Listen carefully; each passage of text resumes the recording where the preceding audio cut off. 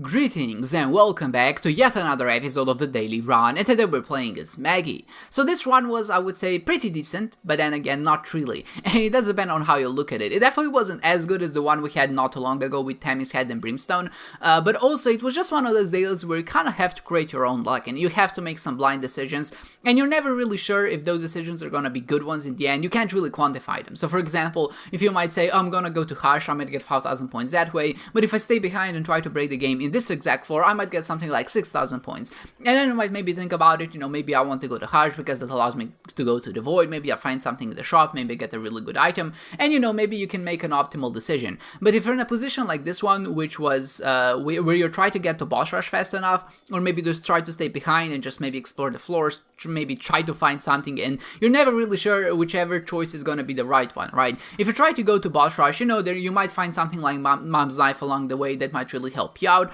or you might not even make it and you're just kind of left behind. And obviously, depending on the situation, you might have wanted to explore the rest of the floors because maybe one of the shops that you skipped, or maybe that you didn't take enough time to maybe find enough money, might have something like the blank card, and that would allow you to maybe go some additional floors and maybe even break the game if you find a arrow later on. So it's just one of those things which I really feel like we don't have much control over, other than just maybe experience and just maybe making educated guesses. But even beyond that, right, there's nothing you can really guarantee in an Isaac daily. This is variance induced, right? It's gonna be always variance induced, and I keep saying this, but there's no way to go around it, I feel like. So you just need to do basically the best you can with information you have available. So in this particular one, because I tend to be more of a slow and methodical player than as opposed to maybe going really fast, we didn't get any damage upgrades early on except this sulfuric tears, and I decided to stick with it because I felt like if I don't have enough bombs, this might be a good idea to actually use in substitute of that. And of course, because of that, I'm allowed, I can go to Secret Room, Second Secret Room, Tinted Drugs, and even destroy the mushrooms in hopes of maybe I would get a magic mush or something like that.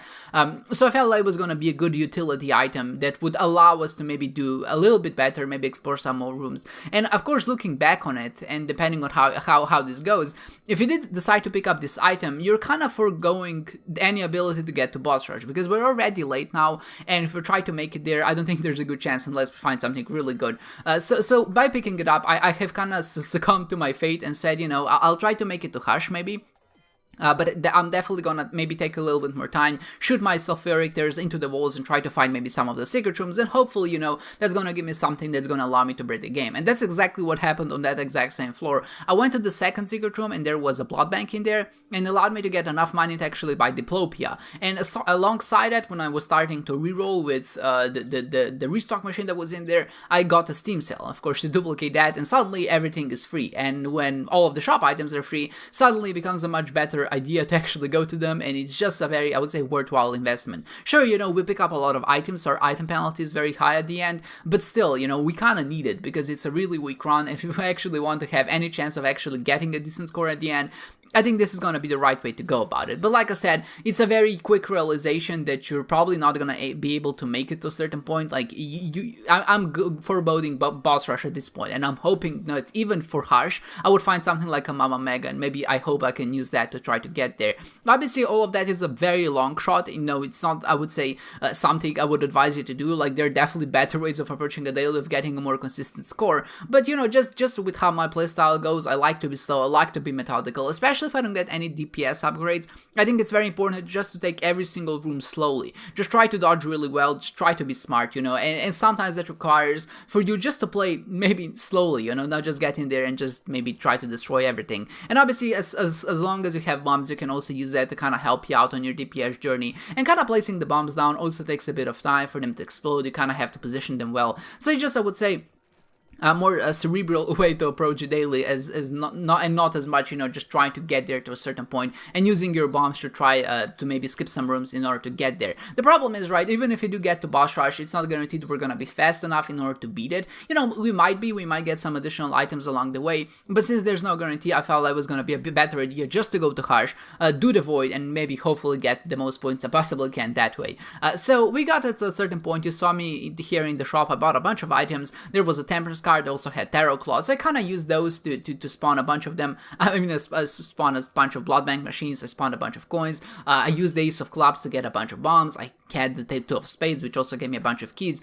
So now I'm in a really, really good position. Because of the restocked machines, I was able to not only buy the items for free, but also restock them, and one of them was Mama Mega, which is exactly what I was hoping for. And at this point, you know, my strategy is play slow, try to explore everything you possibly can, try to go to every secret room because there's no excuse to not to go because we have sulfuric tears, and then, you know, when you get to a certain point, just try to beat Harsh, go through the void, and hopefully, you know, end the run on a good positive note. I did hope to find a Forget Me Now at a certain point, obviously, but I didn't see a way to actually force it into the game. I think today was one of those days where I would be feeling to break, I mean, I would be willing to break, I was just feeling it in my gut, but nothing, I don't think, really kind of presented the opportunity for itself. There might have been a way, but, you know, I just maybe haven't noticed it, or maybe I was just kind of preoccupied with not having enough damage to deal with enemies. But luckily, you know, as the run goes on, because we have Mama Mega, we picked up the Dim Bulb, and because of the Dim Bulb, we actually get a pretty sizable stat upgrade, not only the damage apartment and our range and shot speed, but also our tear delay. So I was feeling kind of comfortable, especially because of Shattered Bones.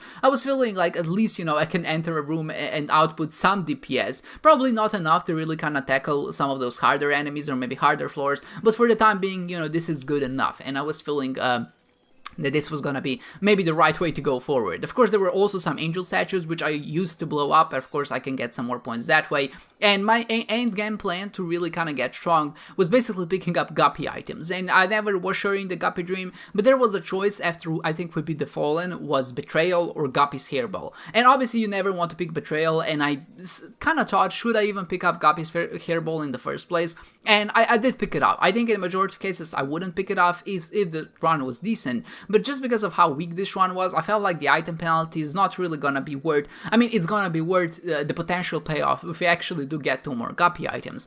And later on we got a Guppy Spot, which is obviously another component of a Guppy transformation, and later on I think we get another one. So that does complete the transformation, and we're able to get into Harsh and of course even the Void with Guppy. And you know, that might seem really good, especially against certain enemies, but it actually was quite detrimental in this one, because flies have a mind of their own, so if there's an exploding enemy somewhere, it's just gonna fly into them, and that might end up actually hitting you when you really don't want to do that. So maybe actually it would be a better idea not to pick it up if we found it after Hush. But before Hush, I definitely think it's a good idea, just because, you know, it does give us so much more damage output. And it also does give you some AoE control over the enemies that he spawns, and that's always a nice thing to have. So we arrived at Womp 2.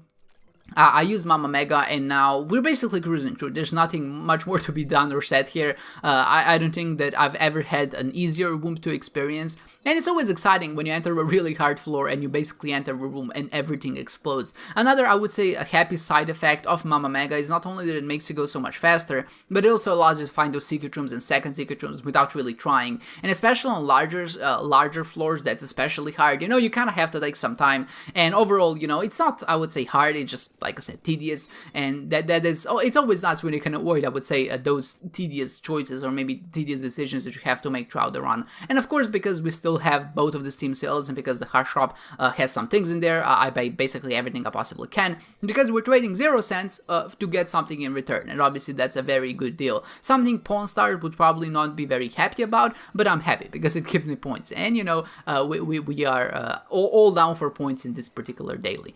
So we get to Harsh, and I was feeling comfortable. You might see me holding on the full card, and the other one I think is an Emperor, and that might seem a bit weird, because there's also the world card right outside. And we'd say maybe that's a better idea to stick because you're going to use it in the void. But I also had Broken Stopwatch, and the Broken Stopwatch, essentially every time you walk into a room, there's a chance for the enemies either to be slowed down, to be sped up, or just to remain at regular speed. So I felt like if there was going to be one of those, I would say, unfortunate incidents that the Harsh would be sped up, obviously that would be really bad for me, I can just use the full card to teleport out and retry again. And maybe if that fails, then I can use the Emperor card to retry for the 3rd time. And I thought that was going to be good enough odds, or at least increase my odds of actually fighting Harsh in a reasonable state, so when he's in normal speed or when he's slowed down. So that's maybe just one little bit of tidbit of knowledge that you can use if you ever find yourself in a similar situation. Obviously, usually I wouldn't recommend picking up Broken Stopwatch, but in this case there was Curse of the Blind. I didn't see the item, so I kind of didn't have a choice, but it's, I think, a nice thing to kind of realize. So we did finish the run in the 20th place with 41,000 points, which is not ideal, but it was a difficult daily. I do imagine not a lot of people actually made it to boss rush. And overall, I would just say past a certain point, it was a very exciting daily, but before that it was actually kind of boring. And one of those, like I said, very make your own like kind of type of deals where you really can't know if your decisions are gonna be good, but luckily in my particular instance, the decisions I've made have actually paid off in the end. So with that said, I hope you enjoyed this one, guys, and I hope to see you next time.